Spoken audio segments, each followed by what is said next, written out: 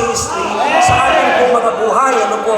At mga kapatid, bago po, no, gusto ko lang pong ipakilala at maintindihan nyo palalo ang grace sa ating pong mga buhay. Madalas sinasabi natin yung grace is unmerited favor of God, at lahat naman tayo ay nag-agree. Especially when it comes to salvation, nung hindi natin deserve, ang Diyos ang nagtrabaho at nagbigay para sa atin. Subalit mga kapatid, why grace? Sapagkat hindi lang po nalilimitahan ng grace at makita natin doon sa tinatawag na unmerited favor. When you are not able, then God enable you. That is grace. Pag ang isang bagay, mga kapatid, nahihirapan ka at nandun ang kamay ng Diyos, it is grace. So, gusto ko lang pong pag-aralan natin ang ilang mga bagay bago po tayo dumako doon sa topic po natin, the ministry of grace in marriage. Because I believe, mga kapatid, ang grace ng Diyos ay angkop sa lahat ng sitwasyon natin sa buhay. No po, hindi lamang po sa ministry, hindi lamang po sa pangangailangan, but even in marriage, you have to understand this. Mga kapatid, titingnan po natin, no?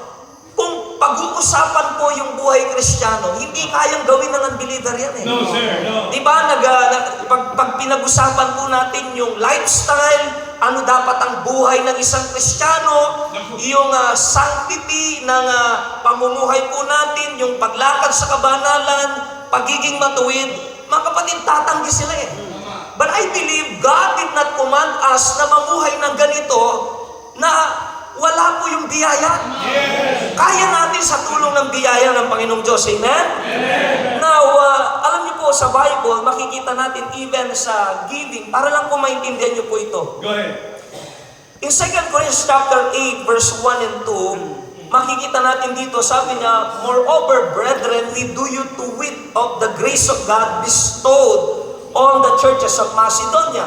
Paano natin makikita yung grace dito? We do you to wit. It means witness the grace of God in the churches of Macedonia. Alam po, tinuturo din namin sa aming church na hindi mo dapat limitahan ng Diyos yung biyaya niya para makapagkaloob ka. Because I believe every time giving is being preached in our church, mga kapatid, ang Diyos po, ipinapangaral niya so that you can experience His grace as you respond to the challenge. No po, yung naman po na yun. Now look at this. Tingnan niyo po yung kalagayan po nila. How that in a great trial of affliction, great trial of affliction ang sinabi niya, and yet, the abundance of their joy. Saan ka makakita ng nakakaranas ng tao na great trial of affliction and yet nag-a-abound siya sa kagalakan? And that is grace. Hindi po kaya ng ibang tao yan. Hindi kaya ng tao mag-isa yan. Ang Diyos po ang nag-enable para ang tao, despite of that great trial of affliction, nagagawa pong mag-rejoice. Amen? Another, mga kapatid, is yung pong ano po, sabi niya, and their deep poverty. Again, deep poverty. Ibig po sabihin, pagka nangangaraw tayo sa church, ang ibig niyang sabihin ay malalim na karuhaan. Maaaring tayo po'y naghihirap, pero hindi naman po siguro tayo nakakaranas ng malalim na karuhaan. Pag malalim na karuhaan, ibig sabihin talagang kahit sa pagkain, yung pagkain mo na lang, hirap na hirap ka. Deep poverty. Iba po yung poor sa deep poverty. Right. And yan, mga kapatid, ang sabi niya, they are in deep poverty, and yet they abound unto the riches of their liberality. They were able to give, and that is the grace of God. Ang kailangan nating makita. Another, mga kapatid, na gusto kong makita nyo about sa grace of God. Remember, Apostle Paul is a murderer, a persecutor of the church of God. Ibig sabihin, sa dami po ng pwedeng piliin ng Diyos, hindi yung umuusig ng kanyang simbahan at hindi yung nagbibilanggo ng mga mananampalataya. Amen po. Na mahirap pong unawain ito, kaya nga sabi ni Apostle Paul, for I am the least of the apostles, that I am not meet to call an apostle, because I persecuted the church of God. Amen? I am not worthy, at kailanman hindi ko inisip gagamitin pa ako ng Diyos. And yet again, mga kapatid, but by the grace of God, I am what I am, and His grace was bestowed upon me was not in me, but I labored more abundantly than they all, yet not I, but the grace of God which was with me. Amen? Napakarami pong mensahe ng biyaya as we study. Kaya, Pastor, bakit mo tinatalakay yan? Kasi bago natin pag-aralan yung grace, the means of grace in our marriage, you ought to understand, ano ba talaga ang grace? What is grace, mga kapatid? Now, look at this. Apostle Paul, nung siya po'y may karamdaman, ano po, marami pong sinasabi, ito ay yung thorn in the flesh ay problema sa mata, or ano, wala na po sinabi yung Bible, pero may karamdaman siya. And he prayed thrice. Pero ang Diyos, mga kapatid, hindi niya inaalis ito. Bakit, mga kapatid? Kailangan may mga problema tayo, hinihingi natin sa Diyos, Lord, alisin mo naman to para lalo mo kong magamit. Alam niyo po, mga kapatid, sometimes gusto tayong dalhin ng Diyos sa pinakababa ng ating buhay so that siya po ay mamagnify sa ating pong mga buhay. Ang sabi ng Panginoon sa kanya, and he said unto me, listen, sabi niya, my grace is sufficient for thee. Even in that situation, may biyaya para sa iyo. At ang sabi niya, for my strength is made perfect in weakness. Most gladly, therefore, will I rather in my infirmities that the power of Christ may rest upon me. Alam nyo, hindi tayo dapat maging magaling pa. Isipin na, dapat maging magaling ako para gamitin ako ng Diyos. Totoo po yan. Actually, testimony lang po. Go ahead. Nung ako po ay nag-aaral sa Bible School, ako po ang pinakakulero. To be honest, pagka nag-aaral po kami, nahirapan ako pagka, Amerikano po kasi teacher namin, Pastor Quinlan, no? So pag nag-dictate siya, hindi ko masundan, no po? So hirap na hirap po ako. Then yung mga kaklase ko, sabi ko, Lord, sana naging matalino ako sa katulad nila. Kasi meron pong valedictorian, may mga college graduate. Ako po galing sa bugbugan, Pastor eh. So nahihirapan ako mag-cope up ng aming pag-aaral. Pero isang bagay lang sinasabi ko sa Panginoon, Lord, sabi ko kung tatawagin mo ko, bakit hindi mo ko binigyan ng karunungan? No, yung dapat naging matalino, nahirapan po ako, sabi ko sa aking pag-aaral. Pero every time tumatayo po ako sa testimony, I want to be a pastor, sabi ko.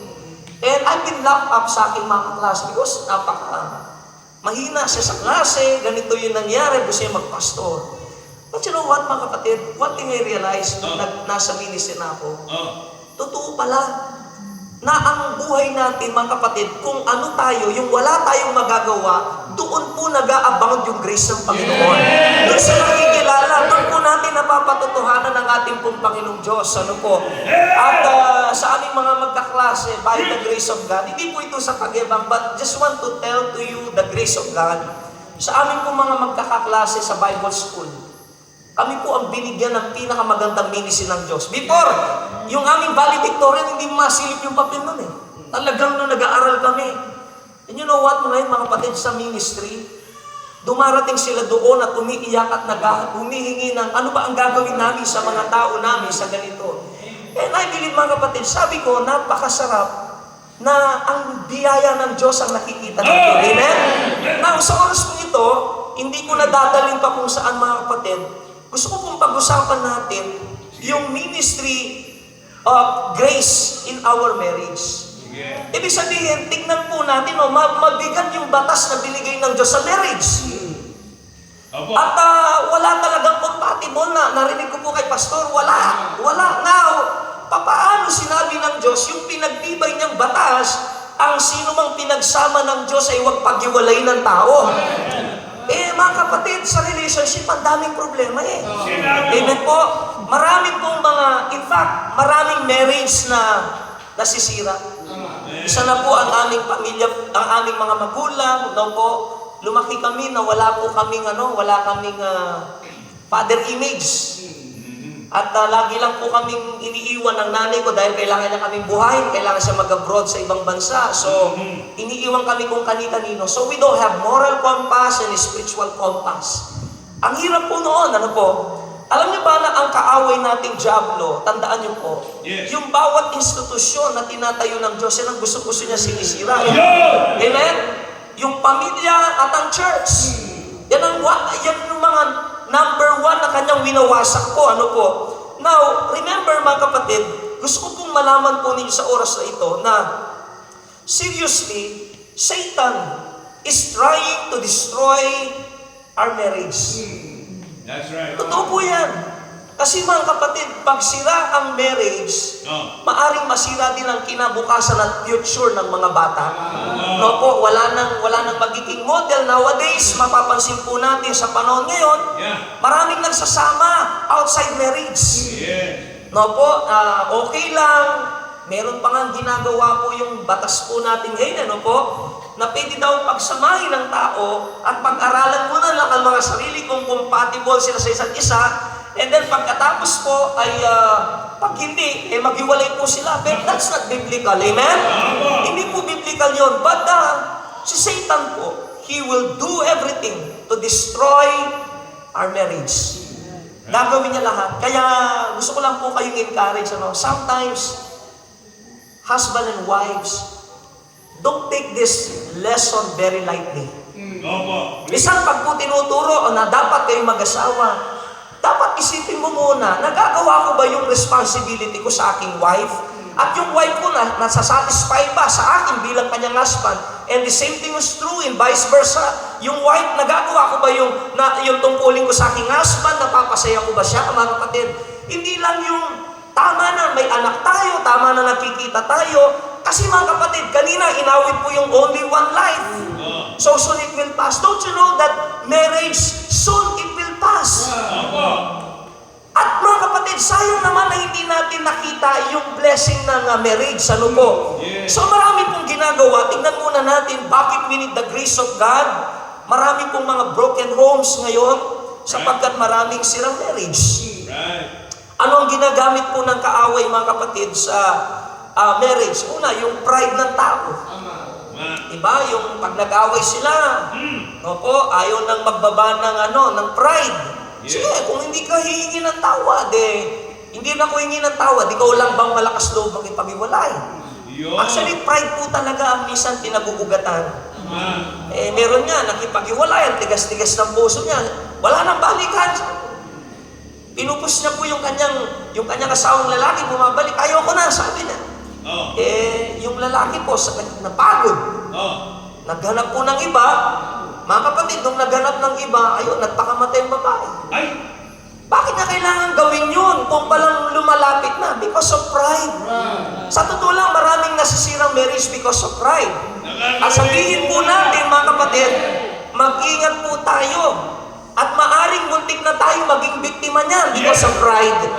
No, ako ang tama, no? Hindi ako. Pero meron man tayong prinsipyo na dapat tignan ang salita ng Diyos. So, pride, alisin po natin yan, ano po, sa ating pong mga buhay. Alam niyo po, ang hirap mag-preach ata nito, nakatingin ang asawa ko, no? Mahirap na, baka gumagano siya, ano po, gumagano siya. Pero alam niyo po, wala kang makitang perfect marriage. Wala kang makikitang perfect marriage. Pero dapat yung ina-aspire natin, yung dinidesire natin, sana doon makarating ang marriage po natin. Ano po, yung maging grateful tayo that sasabihin natin, sa katandaan po natin, I can ask no more. Simula sa una hanggang ngayon, salamat. Blessing ka sa akin. Ang sarap po nun, ano po, na makita po natin yun, ano? And then mga kapatid, ito po, third party. Ito po, sometimes, ninineglect natin itong lesson na ito. Maging maingat po tayo, especially po, mga kababaihan. No po, minsan, meron pong time na ang mga husband po ay, siyempre, yun nga, sabi ni Pastor, ang hirap mag-preach ng ganun, Pastor, ano? Hindi ko na-preach sa simbahan namin, kaya sabi ko, pang mag-asawa to, ginader ko sila kanina doon, at pakinggan, baka mabigla kayo, no po? So, meron mga time, totoo po yun, na umuwi ang mga lalaki sapagkat matagal na natin silang mga kasama, hindi na naliligo, wala nang amoy ihip. So, meron mga time na parang pag nag-aano sila, ano ka ba naman? Alam niyo po, tandaan niyo po ito. Go ahead. Pag hindi mo napupuno yung pangangailangan ng iyong kapartner, Baka iba po ang pupuno niya. At mahirapan tayo. Ito po yung kahalagahan nito eh. Ewan ko lang po, wag po kayo masasaktan ha. If you don't enjoy this lesson, hindi ka nag-enjoy dito, maybe hindi ka rin masaya na i-revive yung inyong marriage. Yung saya ng inyong marriage. Naalala ko po, minsan nag-attend po kami ng mission conference. Gusto ko lang po i-comment ito. Si Pastor Nathaniel Uy, nung nandun po kami, sabi niya, sabi niya, ikukurat ko lang po, alam ko merong ganito rin dito, sabi niya, habang siya nagpipreach, dapat sabi niya, pag namatay yung asawa ninyo, sabi niya, huwag na kayong mag-aasawa, sabi niya, gano'n, no po. Ini-encourage siya po lahat kasi merong binatang pastor na nagpipray ng kapartner, no po. Pero habang, di ba, ang tagal niya po sa pulpit eh, di ba dapat gano'n? Pero nakita ko po yung mga pastor na may mga asawa, hindi umiimik. Parang iniisip ko, buhay pa ang asawa nila, gusto na nilang palitan. Sabi ko sa kanya, Pastor, alam niyo po, dapat man, ang pastor, kasi po, pastor's conference po yun eh, dapat ang pastor doon, dapat sila nagsasabi, kasi buhay pang asawa, nasa isip hindi papalitan, kaya isang bagay, kasi tayo naman lagi nagdidesisyon lagi, hindi kita papalitan, yung panahon na lang will tell, amen? Pero hindi yung kasalukuyan, may plano ka na. May plano ka na, so sabi ko sa kanya, Pastor, sabi ko, alam mo, kaya hindi ma-amen yung mga ibang pastor, sabi ko, kasi buhay pa ang asawa nila, nag-iisip na, pag namatay, papalitan ko talaga agad yan. But I'm not saying na masama po yun. I'm not saying, ang pino-point out ko lang po, mga kapatid, na doon sa marriage po natin, dapat sa isip po natin, wala po na, masaya tayo pagka pinag-uusapan po about sa ating mga kapartner, amen? So kayo ay masaya pag pinag-uusapan po ang inyong mga kapartner. No? Kasi may problema minsan, no? Nasisira, tumatamlay ang marriage, kasi hindi natin nilalagyan ng effort para ayusin po. Amen. Marami tayong time sa mga bata, sa pag-church, pero ang marriage is undefiled. Blessing po, no po, honorable, sabi po ng Bible, no po, kailangan natin ding pahalagahan po ang bagay po na ito. Amen? So, nasisira po yan dahil yung hindi mo magawa, gagawa ng paraan ng dyablo para punuin ng ibang tao. Ang mangyari, pag nagawa na, ang hirap ng alisin. Amen? Sana magdarating sa isip po yung bagay na yan. Tandaan niyo po ito. Ako, sa marriage, pagkaan dahilan, laman, maghahanap ka talaga ng iba. Pag laman lang po ang dahilan. Pag po kinasal kayo dahil, uy, ang ganda ng katawan niya. No? Iba yung nasa isip mo. O nag-advance ka na bago yung ikasal. No po. Tandaan niyo yan, magiging problema yan. Opo, paglipas ng maghahanap ka, kasi ang attraction mo, yung katawan niya, hindi po pagmamahal. Alam niyo po ba ang pagmamahal, kontento? Kontento siya. Kaya hindi siya dapat mawala sa marriage. Napakahalaga po niyan, mga kapatid. Amen? So, ito yung mga pamamaraan niya. Pride, third party. Ang hirap kaya, no? Maranasan kaya natin mga kalalakihan yung nangyari kay Joseph. Asawa ni Potiphar. Siyempre po, di na mapipilian ng ng pangit. No po? Pipilian ng pinakamaganda. Opo, pag may pera ka, siyempre, ipiliin mo na yung, kung kaya mong bilhin yung ganda, bibilhin mo. Yes. And then he was all alone. He was forsaken by his brethren. Lahat na ng accusation, naranasan niya. Pwede siyang doon no po? Now, mga kapatid, halimbawa, yung nangyari sa kanya, mangyari po sa atin. Huwag mo nang sagutin, baka magkasala ka pa eh. Sa isip mo na lang, sabihin mo, kung merong gagawa niyan, maganda, sexy. Siyempre, hindi ka na ma-attract siguro sa... No, just kidding. No. So, sexy, makita mo lahat, no? At gagawin niya yan. Ano kaya ang unang maiisip mo? Yeah. Kaya ba natin? Alam niyo po, in the name of love, kaya natin. Yes, right. Pero pag sa marriage, wala na po yung pag-ibig. napakalaking pagkakataong bibigay ka. At pagkatapos, uuwi ka, iiling-iling ka, yayakap-yakap ka sa honey mo, honey! Pero yung guilt, hindi mo na maalis sa puso mo. Are you listening? Ang tanong ngayon po, gaano nyo pinahalaga ng marriage? I-share ko lang po ito. No? Minsan, dahil matagal na natin silang kasama, nayuyus tayo na kasama na po natin sila sa bahay, parang normal na lang na kumpanyo na lang siya. No, wala na yun. Ganyan po. Alam nyo mga kapatid, yun nga, sabi, yung romance, hindi lang po sa sex. Parang journey yan eh. Paano po yung intimate relationship ninyo, paano nyo dinidevelop yung in-express, yung pagmamahal nyo, yung affirmation nyo ba sa isa't isa. Na alam mo, habang tumatanda ka, lalo kang gumagwapo para sa akin. Naman, gano'n ba? No po. Makikita natin mga kapatid, sana gano'n. Minsan hindi gano'n ang nangyayari.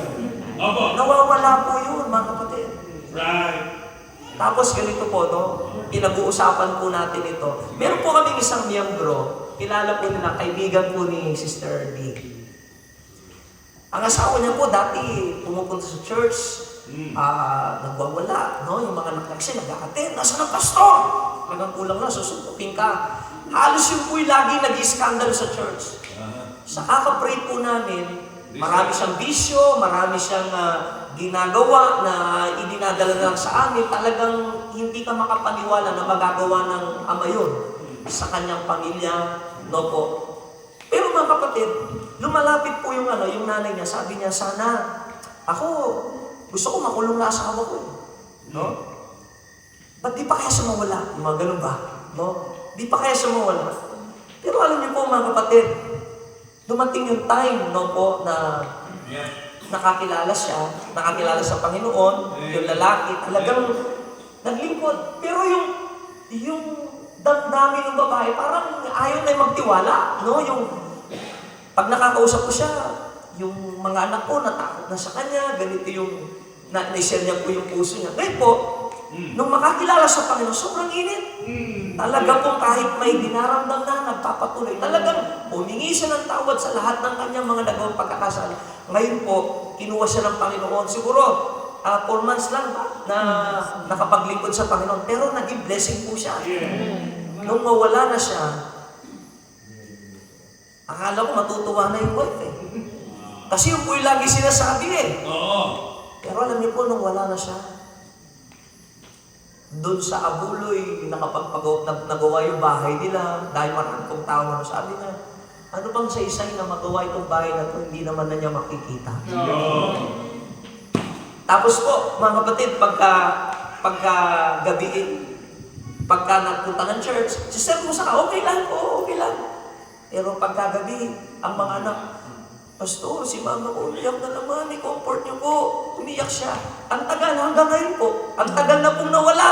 May 1 taon na ba? Mag-iisang taon. Mag-1 taon na po, pero umiiyak pa rin. Ano po yung point ko dito? Alam niyo, minsan hindi niyo na-appreciate yung mahalagang taong binigay ng Diyos sa inyo. Kasi lagi niyong kasama. Pero pag wala na po yan, mga kapatid, sabihin ko po sa inyo, doon yung maiisip, sana nung buhay pa siya, na-enjoy ko. Amen? Sana ginawa ko na lahat ng makakaya ko. Alam niyo po, ganyan tayo eh. Kahit ang mga anak din naman eh. Ang mga anak di ma-appreciate ng mga gulang. Pag nawala ng mga gulang, iiyak-iyak. So you have to appreciate. Kasi wala nang magiging katulad yan. Yung binigay po sa atin ng Panginoon. Now, question ko po, mahal ba natin ang ating mga asawa? Sabihin mo, amen. But sometimes, you are not excited na pag-usapan. Hindi ka, ako po, no, ito factor ito ng lahat ng nandito. Nung nalaman niyo po na meron pong couples ano po? Couples camp. Retreat o conference kasi sa amin daw po. Couples camp. Alam niyo po ba na yung mga mahal nilang asawa, tara punta tayo kasi pag-uusapan yun eh. Tama po, pag-uusapan kaya pasalamat po kayo pag hinaya kayo ng at sumama po sila rito. Ibig sabihin, mahal na mahal nila kayo. Pero ako naniniwala, kulang ng ekspresyon. Kanina habang nagpipreach, dapat isa ka napapakita. Amen! Amen! Kasi asawa mo naririnig Amen? Hindi yung tahimik ka lang. Amen po? Are you listening? Kailangan po mga kapatid, amen? Pahalagahan po yan. So, third party. And then, yung covetousness. Walang satisfaction, mahirap ka lang. Sasama sa ibang may kaya. Amen? So, nangyayari po yan. Or, nagkakaroon nga, yung nga, sex outside marriage at marami pang iba, mga kapatid. But sa oras pong ito, bagamat maraming pamamaraan na ginagawa po ang kaaway sa atin, gusto pong maintindihan natin, gaano man kahirap tayuan ng marriage, hindi tayo nag-iisa. Because the ministry of grace is always helping us na mapagtagumpayan natin at maipagpatuloy natin ang ating marriage. Amen? So, ano ba yung ministry, mga kapatid? The ministry of grace, mga kapatid, ano kanyang trabaho? Number one, mga kapatid, to bless our marriage. Amen. That is the work of grace to bless our marriage. Amen? Yes. Alam niyo po, sabi nga, no, nung sa Garden of Eden, dapat yung ma-appreciate yung mga nagmamahalan, kulang na lang, gusto nila may kasal na di ba? Lahat tayo dumaan sa ganyan. Meron ba dito nung kinakasal siya, pinikot lang ako Mahirap po yun no? Alam natin, kahit bata pa tayo, parang gusto na natin may kasal kasi yung pinakaabangan natin. No po, bakit? Makakasama na natin yung taong pinakamamahal natin. Alam niyo sa Bible, especially men, ito po, huwag niyong pagbubuhatan ng kamay ang mga asawa niyo. Amen? At kung nangyari naman, huwag mo nang sisihin, nagsisi na po, no? Ay, minsan nangyayari ngayon, nagpipreach ka, yung isang bigla siyang naiyak. Naalala niya, ikaw, pinagsasaktan mo ako. Patawarin niyo na, no po? Pero wag, tandaan niyo po, lahat ng nilalang ng Diyos, ang sabi ng Bible, it was good. Pero merong bagay na ginawa ang Diyos, sabi niya, it was not good. And what is that? It was not good for a man to be alone. Amen. Blessing po na tayo binigyan ng Diyos ng makakasama. Amen? Na tayo po'y binigyan ng Diyos ng makakasama. At consider them as great blessing. Actually, sabi nga po, no, pag tayo ay nagkakasal, lagi natin sinasabi, liban po sa pinakamasayang araw ng tao na siya may panganak at siya makakilala sa Panginoon. Ang pangatlo, o minsan yung iba, pangalawa na pinakamasayang araw sa buhay niya ay yung araw na siya ay haharap sa marriage. Siya po ay ikakasal. Sapagkat kayo ay pag-iisahin na po. Amen? At sana, kung anong sarap, gaano tayo ka-excited noon, habang tumatagal, lalo po tayo na-excite sa marriage po natin. Ano po? Bihira na lang tayo makakita ngayon ng mga mag-asawa na may edad na po, no po, medyo mabagal ng maglakad na nag-holding hands pa. That's romance. Minsan, ang lalaki, kundi sa sahig natutulog, yung babae sa baba, yung lalaki sa itaas. No po? Wala nang pagtatawid. Kaya mo naman ba't kita alalayan? Amen? Nagagawa niyo pa ba yun? Pag tumatawid pupunta ka sa danger zone at kahit kunwari lang. Nagagawa pa ba natin? Iniingatan pag may mga dala-dala sila, no po? Romance daw. Amen? Now, listen. Sabi po niya, there is no, nag-take note ako kanina, pastor, yun nga, there is no compatible marriage. Totoo po yun. No po. Pero lagi niyong tatandaan, mga kapatid, kahit walang compatible, nandyan ang biyaya ng Diyos to bless our marriage. Amen? Makikita natin, no po, sa bakit blessing Panginoon? Pastor, blessing ang marriage. Ano yung blessing sa marriage? Blessing na nagkaroon ka ng companion. Ang hirap kayang mag-isa. Amen po? Mahirap kaya mag-asawa pag mawawala ang isa. Pag hindi mo na naiisip palitan ng asawa mo, ang inisip mo, sana sabay na tayo. Amen. Pero pag papalitan mo pa yan, kung hindi ako mauna, ikaw, ayaw ang sabay. Pero alam niyo yung nagmamahalan, Lagi gusto nila yan, sabay na. Yes! Kung mawawala man tayo, sana sabay na tayo doon. Amen?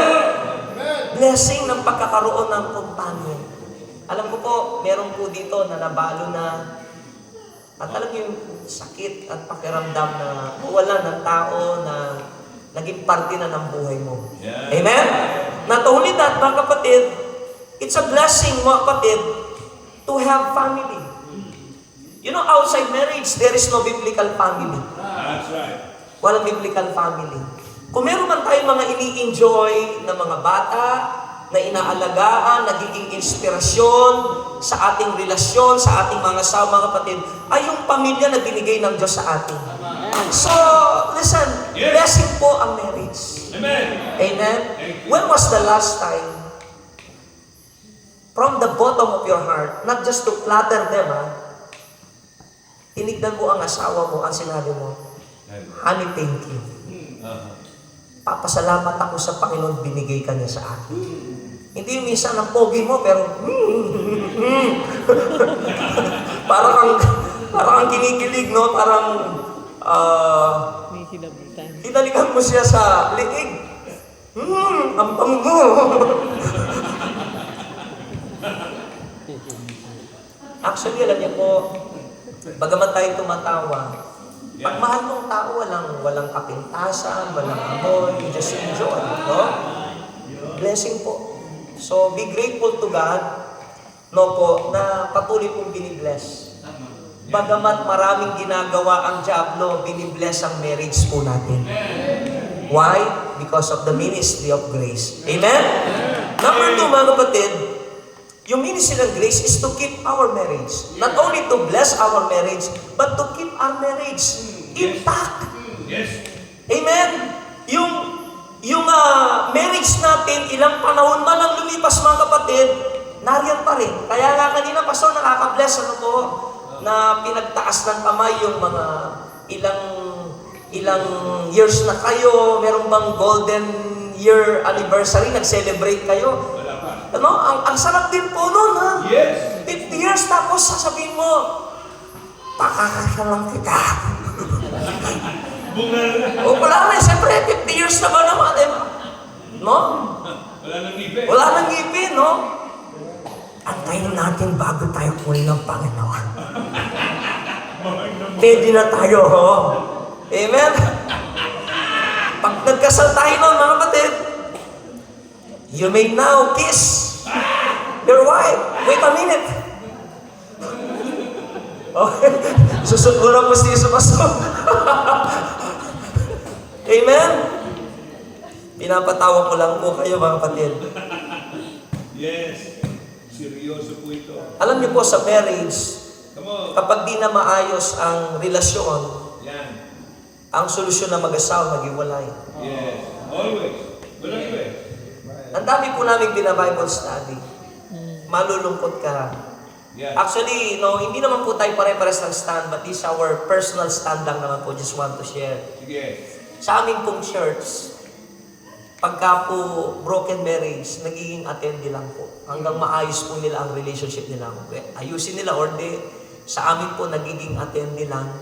At salamat po, may mga inaayos naman po ang Diyos because of that. Ano po. Pero alam niyo po, malulungkot ka sa dami ng Bible study. Makikita mo yung mga tao pag mag-usap sila, ayun, kasama ko po, hindi ko na dating asawa to. Grabe. No po, meron na akong naunang asawa, or minsan, 3 po yung anak, kung sino-sino mga nakakasama. Bakit po? Pag pakiramdam na hindi na okay, Iwalay. iwalay. Yan po ang isip ng mundo. Tama. Pero ano yung advantage natin? We have the ministry of grace. Amen? Minsan, alam ko po, walang asawa na hindi nakakaramdam ng pagod, frustration, nadi-disappoint din tayo minsan. At meron din pong sagutan at pagtatalo. Amen? Opo. Sabihin mo, Pastor, simula kinasal kami, 25 years, hindi kami nag-away. Nako. Amen, di sila nag-away, no po? Bakit po? Kasi simula yung kinasal ako, tumira na ako sa ibang bansa. Hindi na pala sila nagsasama, mga kapatid, no? So, walang ganon. Walang ganon. Si Pastor, bagamat ina-express niya madalas yung kanyang pagmamahal, no po, sa kanyang asawa. Alam ko po, may dumarating din yung pagkakataon na Siyempre. may hindi pagkakaunawaan. Minsan, meron din time po na aaminin din po namin, kahit pastor kami, mga pastor, no? Go ahead. Aaminin din po namin na meron time na wala tayo sa mood, no? Kulang yung tulog, madaling mairita. Yeah. Nangyayari po yan, mga kapatid. Pero totoo po yun. Bago matapos ang gabi, salamat po sa biyaya ng Diyos na ayos po ang ating mga problema. Amen? Salamat po. Alam niyo po, ang salita ng Diyos, lagi wala siyang ituturo kundi pagtibayin natin ang marriage natin. Amen. Kaya ang mga tao, ayaw nilang mag-aral ng salita ng Diyos kasi ayaw yan eh. Gusto nila, pag nagsawa, palit. Nagsawa, palit. Yun. Eh yung mga artista, gaganda na eh. Gagwapo, no po? Opo. Nag-iiwalay pa. Amen? Samantalang tayo, Careful. pagka nagtitingin ng ganon, no po. Anyway, allow me to share a story. Magkukwento muna ako. Sige, sige. Meron pong dalawang Bible student na madalas po binubuli yung kaibigan niya. Kasi po, yung isa, yung kanyang kaklase, bukod sa manipis na yung buhok, parang ako yata yun eh. Tapos yung ilong niya medyo flat. Medyo pangit talaga, no po? Medyo pangit. Kaya, pagka po nag-uusap sila, lagi niya sinasabi na, binubuli niya, bro, sabi niya, tignan mo naman yung ilong mo, no po? Samantala, kabaligtaran naman nung isa na nabubuli. Talaga namang may tsura, may yabang lang po, no? Pagka nakakita ng pangit. Simula nag-aaral siya sa Bible school, binubuli niya parati po yan. Binubuli niya, no po? And then, dumating yung time na nagpinisin na po sila, nagkahiwalay na ng landas, mga kapatid. Aba, dumating yung araw na nakapag-asawa sila. Amen? Nakapag-asawa sila. Nung nagkita sila, mga kapatid, laking gulat nitong mambubuli na ito na yung asawa na kanyang binubuli, napakaganda ng kanyang asawa. Artistahin, mga kapatid. Grabe. So nag-usap sila, sabi niya, asawa mo? Ay sabi niya, kapatid mo? Hindi, paano kapatid, yung layo na itsura. Sabi niya, o ano, kamag-anak mo, member mo? Hindi. Sino siya? Asawa mo. Uy. Tuwa siya. Eh tapos, ikaw, sino kasama mo? Eh yung babae kong kasama niya, ganun yung usok.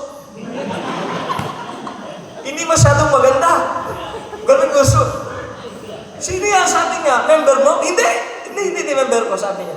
Kamag-anak mo? Hindi. Sabi niya, sino siya? Asawa ko. At tumawa siya, sabi niya gano'n. Alam mo, sabi niya, nung ako nag-asawa, ang tawag dito, biyaya, unmerited favor, grace. Ikaw, mercy. Mercy ng Diyos.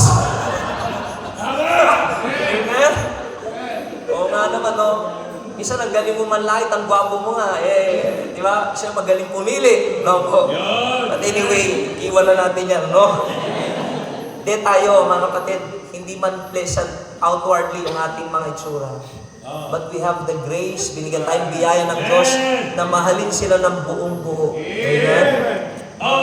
Actually, yung grace din ng Panginoon, minsan yung tingin ng ibang tao sa napangasawa mo, yung parang, sino ba siya? Asawa ba talaga yan? Meron nga po kami hindi ko nababanggitin, kilala nyo kasi, meron po kaming naging preacher, mga kapatid, yung wala talaga siya ito. Butas lang, yung meron. Pero sabihin ko sa inyo, yung asawa niya, ay pagkaganda-ganda. Kaya pag nagsusol winning, pag daw siya po nakita, sinasarado ng pinto, binabagsak. Pero ang sikreto niya ngayon, inuuna niya yung asawa niya, ikaw ang pumato. Siyempre, maganda. Hello po, pag pinapasok, tsaka na siya magpapakita. Oh, okay na.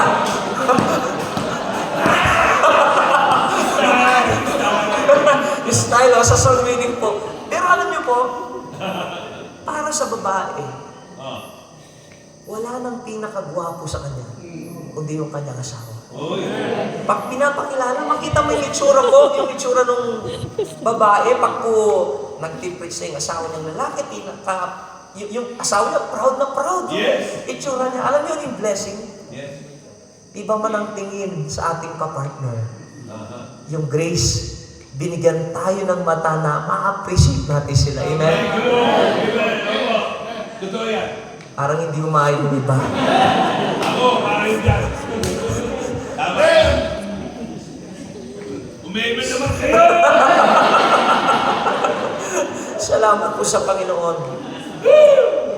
Mga kapatid, God designed marriage till death do you part. Opo. Hanggang kamatayan lang po magpapahiwalay. Amen? At pag nawala na, malaya po tayo. Pero habang sila'y nabubuhay, mga kapatid, kailangan nating mahalin. Amen? Mahalin. Alam niyo po, meron akong, dati po mahilig akong mag-alaga ng mga finches, mga ibon. African na bird, no po. Mamahalin po sila. May namit akong tao na parang bumili siya ng ibon and then nakilala ko po siya. Seaman po siya. Pero nalaman ko yung kwento niya na yung kanyang asawa nagger. So pagsakay niya ng barko, may nakilala siyang babae na ma-serve. So nalalaman ko po, hanggang sa nalaman ko na sira ang marriage nila, hindi na sila nagkikita, galit na galit yung kanyang asawa, pati yung dalawa niyang anak, galit na galit. Alam niyo po, salamat po sa salita ng Diyos na pinapaalalahanan tayong ingatan ng marriage. Yes. Alam niyo po, dinate namin siya ni Madam. Kilala po ng ilang member po namin. Dinate namin siya ni Ma'am. Sabi ko, ba't kayo naghiwalay mag-asawa? So sabi niya, ang asawa ko, ganito. Nung basahin po namin yung mga prinsipyo sa Biblia, doon po sa KFC, no po, iyak siya ng iyak, umiyak siya. And then madaling araw, 2:00, Pastor, umiyak ako sa Panginoon, 2:00, umiyak ako, tulungan niya ako, sabi niya, aayusin ko pong pamilya ko. Amen. Hindi naging madali, pero sa tulong at biyaya ng Diyos, mga kapatid, naayos ko yung pamilya na yun. Ngayon, yung laging picture nila, ang sweet-sweet po nila, mga kapatid. Imagine kung nasira ko, pag napapanood ko nga sila, yung paano niya na-appreciate yung asawa niya, paano po yung kasiyahan ng pamilya po nila. Sabi ko, imagine kung wala pong salita ng Diyos, sira na ang pamilya niya. We thank God po for the ministry of grace, mga kapatid, that keep our marriage intact. Amen? Huwag nating sisirahin po yan. Though, alam ko po, si Satan hindi hihinto. Nice. But please do not yield. Huwag tayong mag-yield sa ginagawa ni Satan. Yes, opo. Maaring, sabi nga, konting ligaya, pero panghabang buhay ang pagdurusa. Opo. Opo, hindi lang sila, pati mga bata nahihirapan. Amen? And then mga kapatid, not only the ministry of grace, mga kapatid, hindi lang po to bless our marriage and to keep our marriage, mga kapatid, but also to protect our marriage. Amen. Gusto ko pong sabihin sa inyo, hindi po aksidente na meron tayong programa ngayon about sa couple sa oras na ito. Exactly. In fact, hindi po ito pinlano ng gobyerno, kundi nilagay ng Diyos sa puso ng isang lingkod niya, mga kapatid, because gusto ng Diyos protektahan ang ating marriage. Kaya lang ang problema, yung dapat makarinig nito, ay wala. Yung mga miyembro natin na, anong pag-uusapan doon? Yung magkikis-kis na naman, tapos yung i-renewal ng vow, mga kapatid, na dapat nilang maintindihan yung halaga ng marriage. Kaya wala sila, mga kapatid. Anong naghihintay sa kanila? Nawawasak po, no? That is why, salamat po, Pastor, there's a program like this. Salamat po, nilagay ng Diyos sa inyo po yan, mga kapatid. Kaya please, pag pinag-uusapan po ito, sabi nga ni Pastor, yung anak ni Pastor, pangalan nga, Pastor Jolly. Jolly, no po, walang rito, yung walang maruming isip dito, wala naman tayo, hindi naman natin kinukuha yung kaisipan ng mundo, kung ano lang yung dapat, mga kapatid, tandaan nyo po, huwag kayong makukornihan. Yes. Huwag kayong makukornihan. Hindi lang tayo nasanay. Yun. Pero ang marriage, dapat ini-enjoy natin. Amen. Hindi natin ini-endure. Yun. Amen? Kaya, ibigay lang natin ang puso natin. Mga kapatid, amen? Let us give our hearts. At pag pinag-uusapan yan, mag-isipin mo kung anong pagkukulang mo sa iyong kapartner. Amen po? Kasi po, gusto ng Diyos ingatan niya. Sana pagdating ng araw na mamamatay tayo, kukunin ng Panginoon, o haharap tayo sa Panginoon. Yung bagay na yan hindi natin ipagsusulit sapagkat iningatan natin na may katapatan. Amen. Tandaan niyo po, ang nagbigay ng inyong kapartner ay ang Panginoon. Yan. Mahalin niyo po yan, ano po. At kaya natin. Mahirap man, huwag tayong mag-yield sa gusto ng mundo nito. Pangawakan natin yung standard ng Biblia. Because always remember, the ministry of grace in our marriage. Nariyan po parati. Ano po. Maraming po salamat, Pastor. Tawagin po natin ang lingkod ng Diyos.